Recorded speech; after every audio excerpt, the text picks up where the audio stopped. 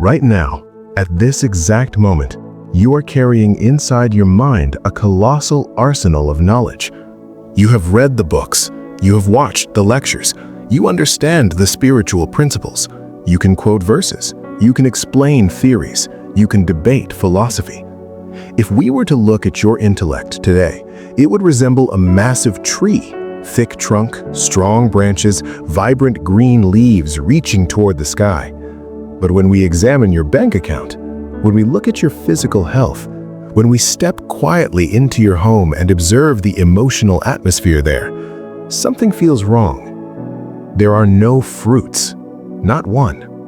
And the most dangerous mistake religion ever made in your life was convincing you that God has infinite tolerance for people who consume energy but produce nothing. You were programmed to believe that learning equals virtue, that trying equals progress, that praying equals movement, that waiting equals faith. But in the court of matter, intention without physical collapse is just wasted potential. Jesus never operated under passive tolerance for stagnation. In the Gospel of Mark, chapter 11, we encounter one of the most surgical and unsettling moments in the ministry of Jesus Christ. He was hungry. From a distance, he saw a fig tree, full of leaves, visually impressive, outwardly alive.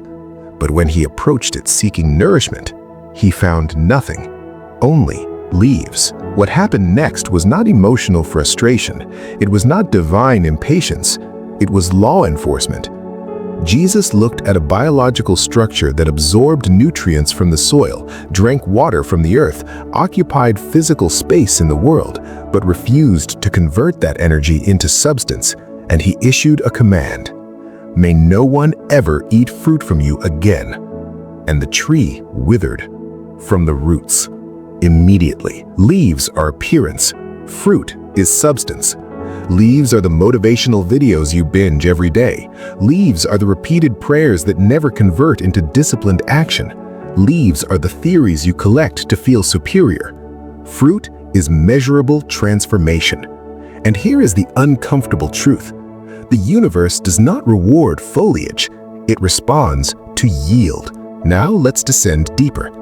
In the Gospel of Luke, chapter 11, verse 34, Jesus says, "The eye is the lamp of the body." Religion reduced that verse to moral advice about avoiding sinful images, but modern neuroscience would describe something far more technical. Your eyes are not passive windows. They are high-resolution scanners. Whatever you fix your attention on, economic collapse, political chaos, family drama, scarcity narratives, is instantly encoded as neurological data and transmitted to your command center. And where does that data go? In the Gospel of Matthew, chapter 12, Jesus explains, "A good man brings good things out of the good treasure of his heart." The heart in this context is not the organ pumping blood.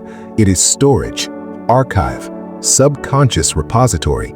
Your eyes download, your subconscious stores, your mouth prints. For out of the abundance of the heart, the mouth speaks. Your mouth is not merely social communication, it is a three-dimensional printer. It accesses the archived code inside you and outputs physical consequences. Your debts are not random, your stress patterns are not accidental, your repeated cycles are not mystical attacks. Your system is functioning with terrifying precision. Scanner, storage, printer. You are not broken, you are executing a script. But why don't you just change the script? Because in the Gospel of John, chapter 5, when Jesus encounters the man paralyzed for 38 years, he asks a question that sounds absurd. Do you want to be healed? Of course he wants healing. Or does he? Pain creates chemistry. Victimhood releases neuropeptides. Familiar suffering becomes addiction. Your biology can become dependent on the emotional identity of struggle. Healing feels like withdrawal. Freedom feels like loss of identity. And religion added another layer of corruption, the glorification of poverty. But in Book of Proverbs 10:22, it states, "The blessing of the Lord makes rich and adds no sorrow." If your financial state is producing humiliation, insomnia, anxiety, that is not divine design. That is corrupted programming. Jesus did not argue with egos. He used parables, encrypted language. Images bypassed defenses. Seeds, soil, nets, lamps, vineyards. These were not children's stories. They were Trojan horses for the subconscious. Now here is where most people stop. Knowledge acquired, system understood, but no activation. In the Epistle of James 4:17, it says, "Whoever knows the good he ought to do and doesn't do it, to him it is sin." The original Greek word for sin means to miss the mark, not immoral behavior, misalignment. If you understand how your system works and still refuse to execute, you are not a victim. You are choosing misfire. You are watching this because somewhere inside you there is tension, a silent frustration, a quiet recognition that something is off. You know too much to be where you are, and that gap between what you know and what you produce is slowly eating you alive. Let's go deeper, because the fig tree was not just a lesson about productivity, it was a revelation about alignment. When Jesus approached that tree, it was not the season for figs. That detail matters. It had leaves that implied fruit. In nature, a fig tree that displays full foliage is signaling maturity. It was advertising capacity, but it had no substance. And that is the modern spiritual condition. Outward signals of growth, inward absence of yield. You speak the language, you post the quotes, you discuss destiny, you attend the conferences, you take notes. But heaven is not impressed by vocabulary. Reality responds to embodiment. There is a law beneath the religious language. Energy must convert into matter. Potential must collapse into action. Information must transmute into structure. And if it does not, entropy takes over. Let's dismantle something else. You were taught to pray for change, but rarely were you taught to become structurally compatible with the change you request. Imagine asking for wealth while your nervous system is addicted to financial anxiety. Imagine asking for peace while your brain scans for conflict. Imagine asking for influence while fearing visibility. Your system rejects what it is not prepared to sustain. That is not punishment, that is coherence. In physics, coherence determines whether waves amplify or cancel each other. In biology, coherence determines whether cells regenerate or deteriorate.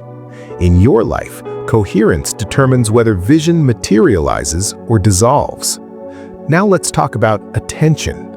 Attention is not casual. Attention is currency. Whatever you repeatedly observe, you authorize. Whatever you emotionally rehearse, you install. If your daily visual diet consists of crisis, gossip, outrage, comparison, scarcity narratives, your internal environment becomes chemically structured around instability. Your body does not know the difference between imagination and experience. It reacts to both.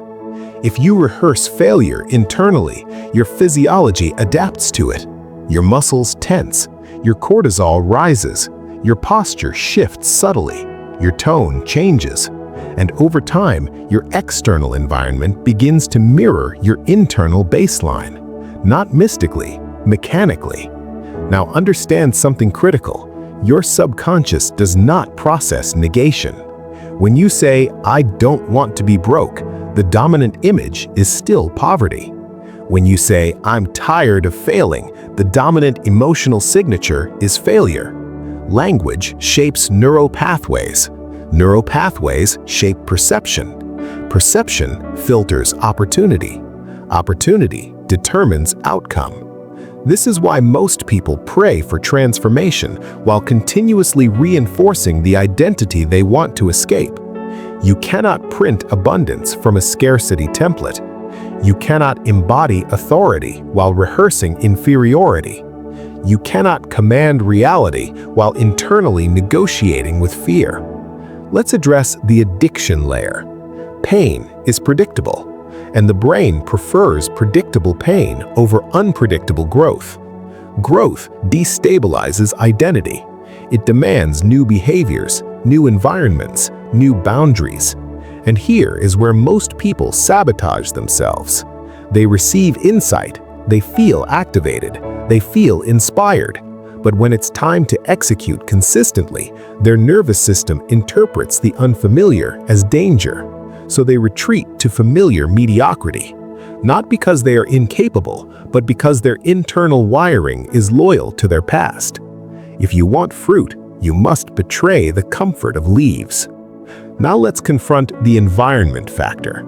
You cannot rewire your internal system while bathing in contradictory influence.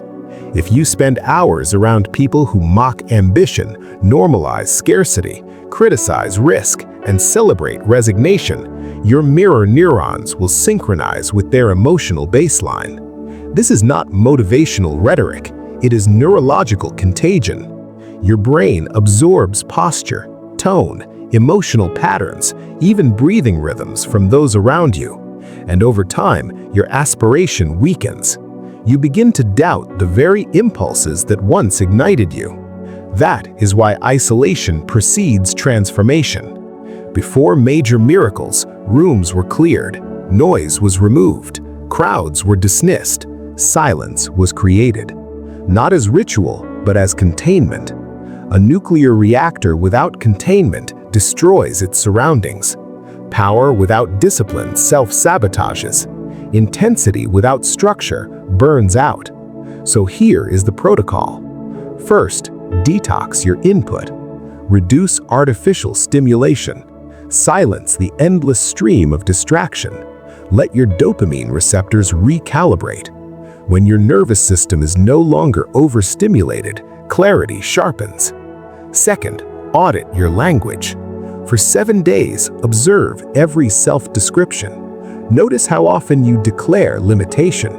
Notice how often you rehearse past failures. Notice how frequently you align with lack.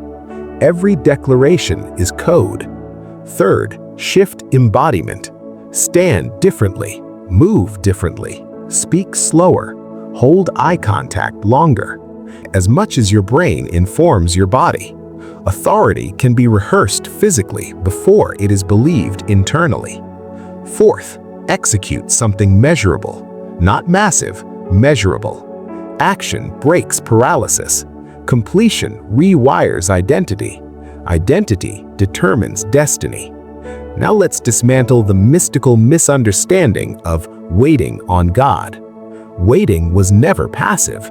In ancient language, waiting implied tension, like a drawn bowstring, preparation, alignment, sharpening. Most people are not waiting, they are postponing, and postponement slowly erodes self-respect. Every time you promise yourself action and fail to follow through, your internal trust degrades. And without internal trust, you hesitate. Without hesitation, you would move. Without movement, nothing collapses into form. Let's talk about observation. Observation is participation. When you observe yourself as powerless, you reinforce helpless circuitry. When you observe yourself as an engineer, you activate responsibility pathways. Responsibility is not blame. Responsibility is creative power. The moment you stop blaming economy, upbringing, government, family, timing, astrology, spiritual warfare, you reclaim authorship. And authorship is terrifying because if you are the author, you can no longer hide behind circumstance. But here is the reward. When you accept authorship, you gain edit access, and edit access changes everything. Now imagine this, your mind as a command center, screens flickering, Data streaming. Old scripts running automatically in the background. You step forward. You place your hand on the console. You don't smash buttons impulsively. You breathe. You stabilize. You choose one directive. Clear, specific, aligned. And then you act in congruence with it daily. Not emotionally, not sporadically, but structurally. This is where the invisible collapses. Not in emotional highs, not in dramatic declarations, but in sustained coherence. Consistency is spiritual gravity. It pulls vision downward into matter. Most people chase intensity, but intensity spikes and crashes. Coherence endures. Now listen carefully. You do not need to feel powerful to act powerful. You need to act powerful long enough for your nervous system to accept it as normal. Identity shifts through repetition. Repetition builds familiarity. Familiarity dissolves resistance. Resistance gone, momentum forms. Momentum sustained, fruit appears. And when fruit appears, something changes in you permanently, because evidence rewrites belief faster than affirmation ever will. Once you see tangible proof of your capacity, your internal narrative shifts from "I hope" to "I know." And from that moment, execution accelerates. Let's bring this to the edge. You are standing at a threshold. On one side, your current identity, predictable, justified, defended. On the other, expanded capacity, demanding, uncomfortable, but aligned with what you claim to desire. There is no angel coming to drag you across. There is no external force waiting to override your inertia. There is only decision. And decision is not emotion. Decision is commitment sustained after emotion fades. So here is your final reflection. Are you willing to dismantle the identity that kept you safe but small? Are you willing to disappoint the version of yourself that clings to struggle for sympathy? Are you willing to release the addiction to explanation and embrace execution?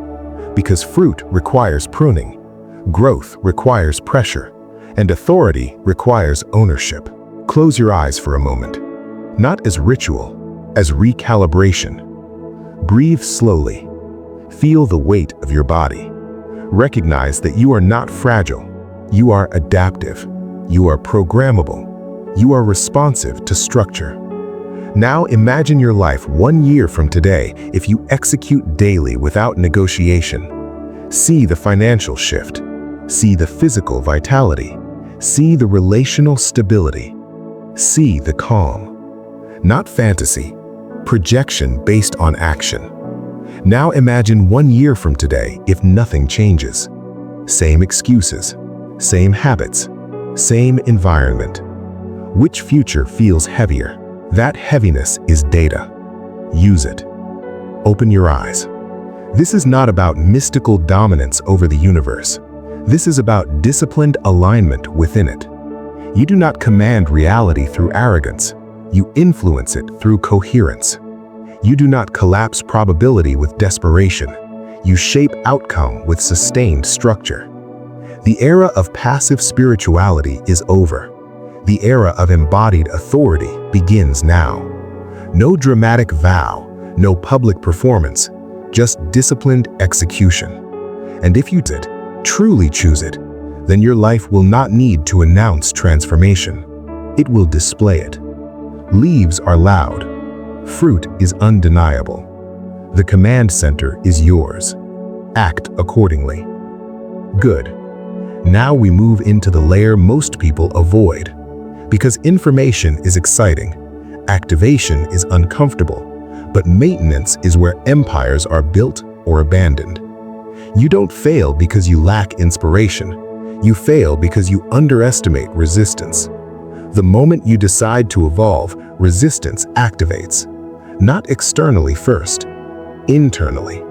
Your brain is designed to preserve identity, even if that identity is small, even if that identity is struggling, even if that identity is tired and broke and frustrated. Familiar pain feels safer than unfamiliar power.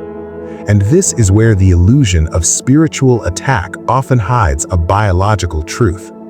When you begin changing habits, your nervous system loses its predictable rhythm.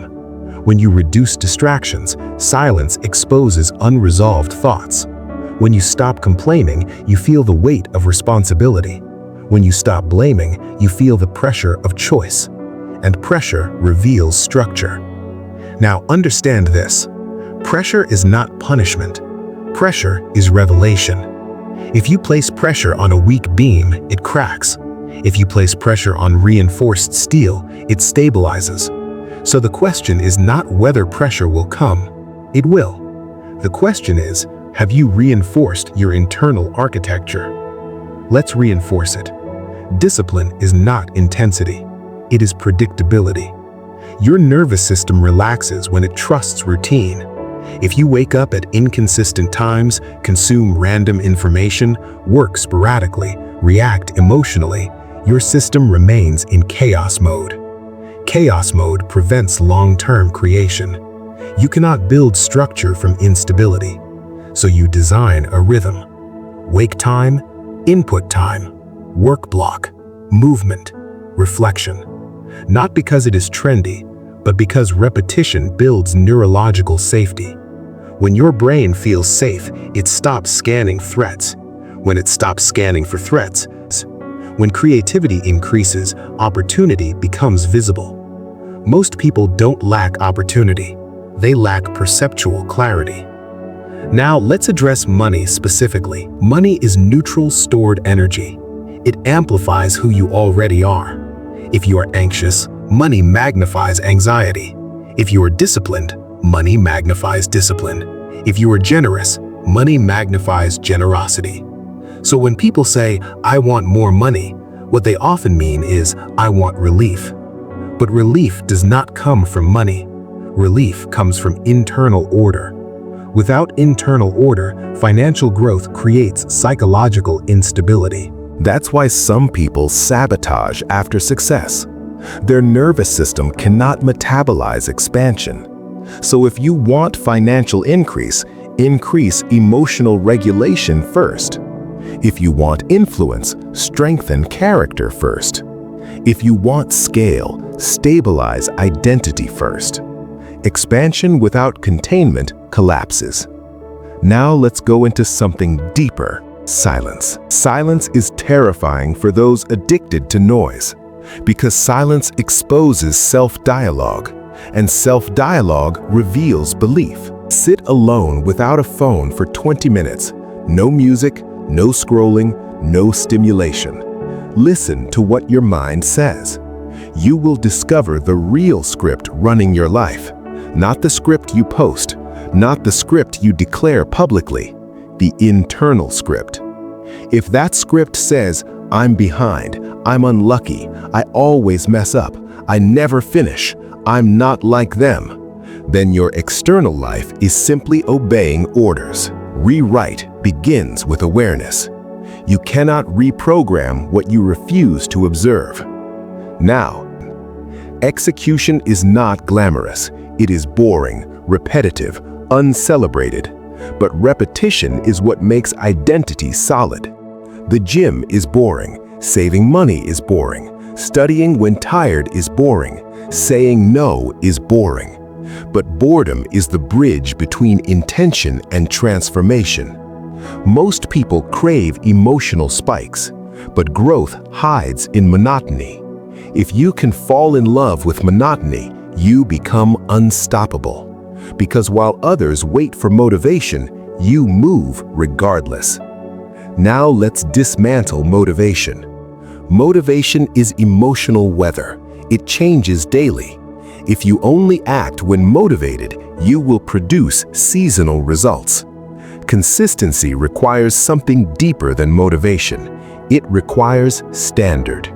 A standard is non-negotiable. A standard says, "This is who I am. This is how I operate.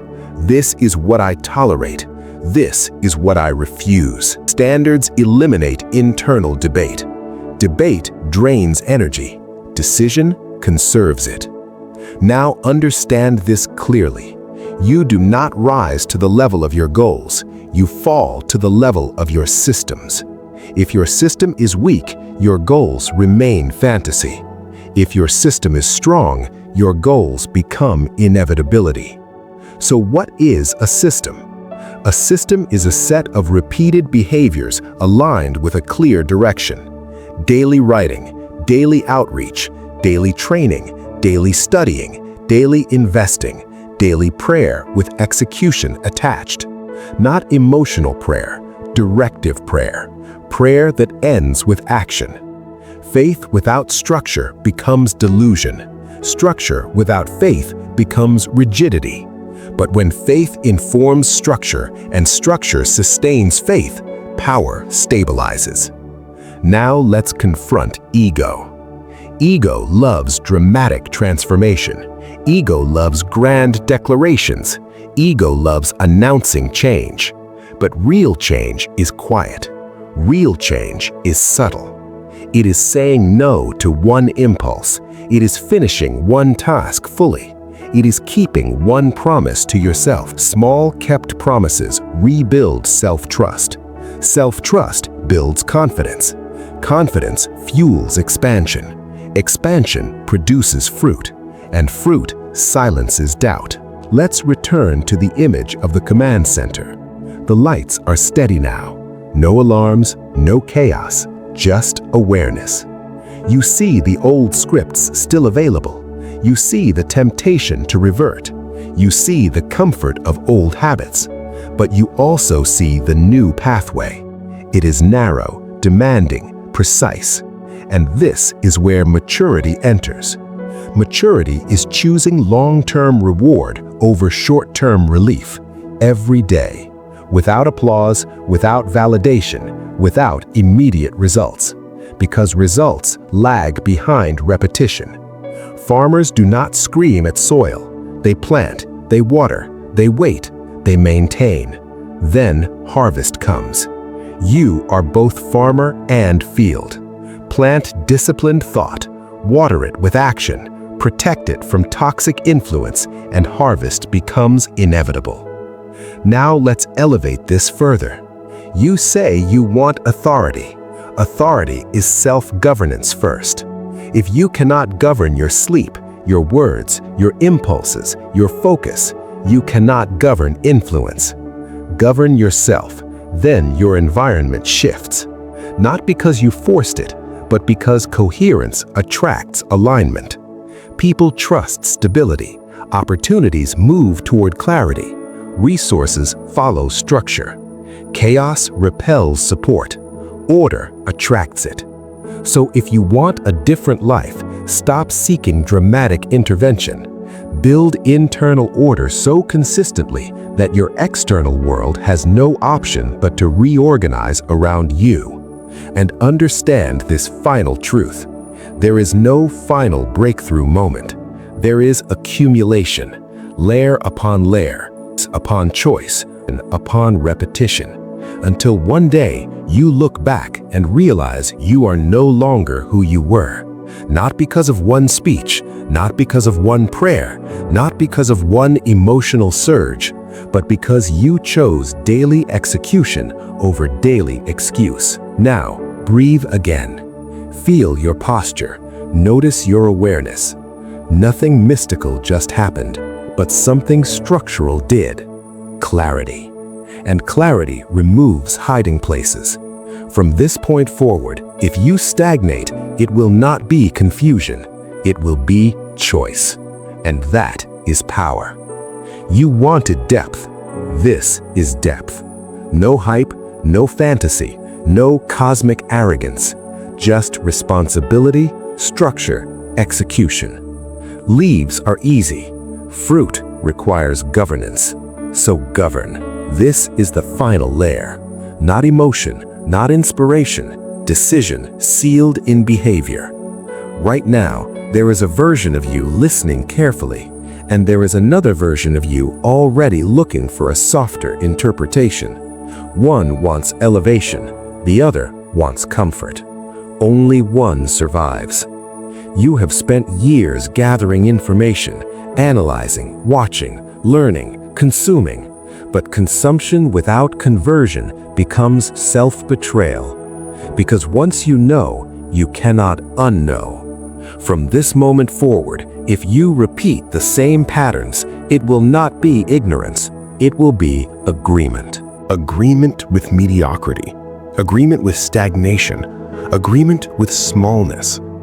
And that agreement is silent. No thunder, no warning, just gradual erosion. So this is where we draw the line. Not between good and evil, between passive existence and governed existence. You were never designed to drift. You were designed to decide. Drift is entropy. Decision is direction. Now let's compress everything into clarity. Your eyes scan, your mind stores, your mouth declares, your body executes. Your habits compound.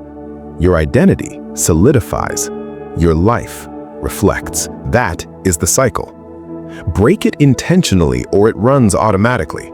There is no neutral mode. You are either designing your future or rehearsing your past. And the brutal truth? Most people rehearse their past so consistently that it becomes their prophecy. But you are not locked.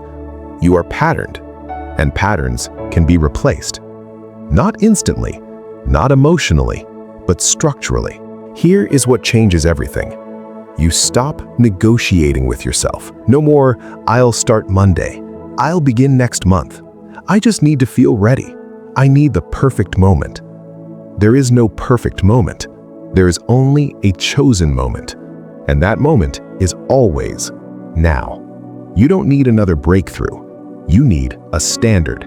A non-negotiable line that says, "I do what I said I would do." Even when tired, even when unmotivated, even when unseen, even when misunderstood. Because when you keep promises to yourself, something powerful happens. Your internal voice changes tone. It stops whispering doubt. It starts speaking certainty.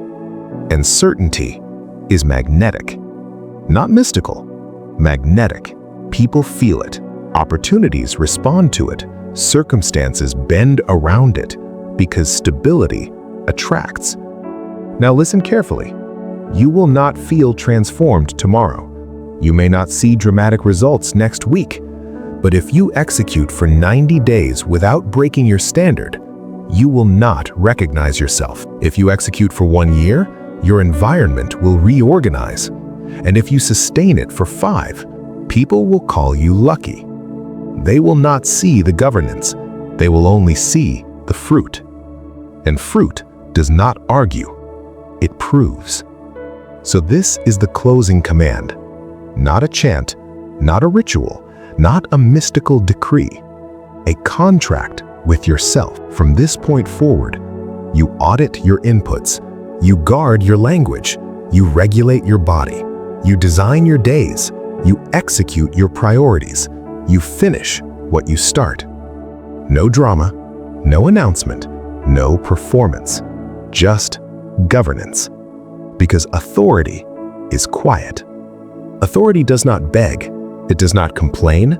It does not explain excessively. It acts. And over time, action compounds into inevitability. Now picture your life 12 months from today. You wake up early without internal resistance. Your body feels stronger. Your finances are organized. Your relationships are calmer. Your thinking is sharper. Your presence is grounded. Nothing supernatural happened. You governed. That's it. And here is the final truth you must accept. No one is coming. No angel, no mentor, no miracle wave. Guidance can point, inspiration can ignite, but execution is solitary. You either carry yourself forward or you carry your excuses. Choose carefully, because time does not pause. Every day you delay, you reinforce the old identity. Every day you act, you construct the new one. And construction wins. So stand up, literally. Straighten your spine. Breathe deeply.